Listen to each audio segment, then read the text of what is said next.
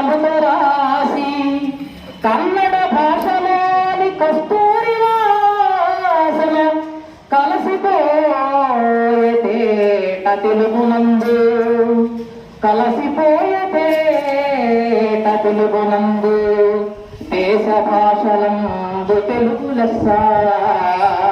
తెలుగు ఒక్క భాషే కాదు, సంస్కృత భాష తెలుగు భాషలో అంతర్లీనంగా భాష. ఆ తర్వాత అరవ భాష అంటే తమిళ భాష, ఆ తర్వాత కన్నడ భాష. ఈ మూడు భాషను తనలో లీనం చేసుకున్నటువంటిది తెలుగు భాష. కాబట్టి ఈ తెలుగు భాష గొప్పతనాన్ని గురించి ఇంకా తెలియజేయాలంటే వేల కవుల వెలుగులో రూపొంది, వేల కవుల వెలుగులో రూపొంది, వేల ఏళ్ల నుండి విలసిల్లు నా భాష, వేల ఏళ్ల నుండి విలసిల్లు నా భాష, దేశ భాషలందు తెలుగు లెస్స.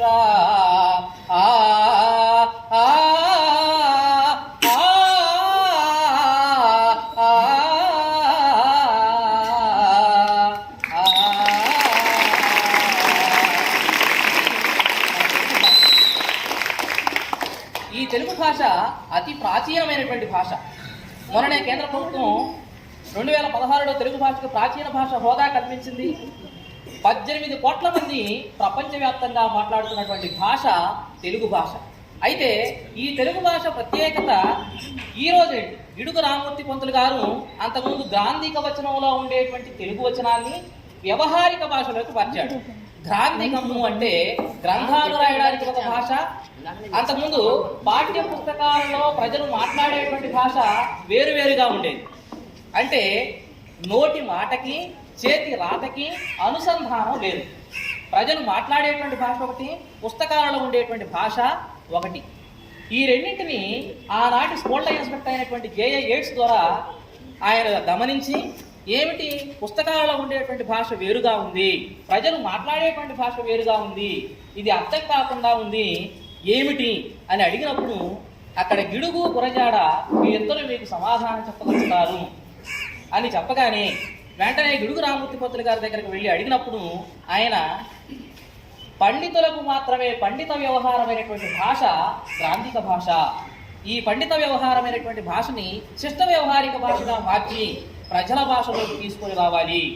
కేవలం పండితులు మాట్లాడితేనే అది భాష కాదు, ప్రజల భాషకు పట్టం కట్టాలి అని దాదాపుగా 40 ఏళ్ల పాటు వ్యవహారిక భాషోద్యమాన్ని చేశాడు గిడుగు రామమూర్తి పంతులు గారు.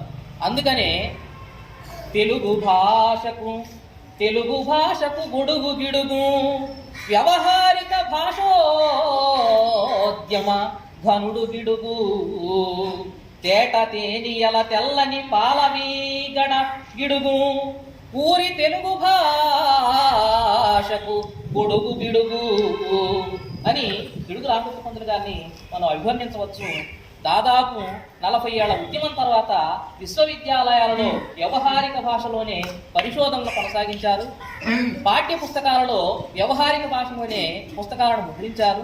ఇప్పుడు మనం వ్యవహారిక భాషనే చదువుకుంటూ ఉన్నాం. ఇప్పుడు చాలామంది కవితలు, కథలు, కథానికలు, నవలలు, ఈ సాహితీ ప్రక్రియలన్నీ చేస్తున్నారు సామాన్యులంటే అది గిడుగు వారి యొక్క కృషే. వారి కృషి లేకుండా ఈరోజు సామాన్యులు కూడా సాహితీ రంగంలో ప్రవేశించి రకరకాల ప్రక్రియల్లో వాళ్ళు ముందుకు వెళుతున్నారంటే గిడుగు వారి కృషిని మనం గౌరవించాలి, వారిని గుర్తు చేసుకోవాలి. ఈ సందర్భంగా గిడుగు రామమూర్తి పంతులు గారికి ఘన నివాళులు అర్పిస్తూ మన పాఠశాల విద్యార్థులందరికీ తెలుగు భాషా దినోత్సవ శుభాకాంక్షలు మరొకసారి తెలియజేస్తూ ముగిస్తున్నాను.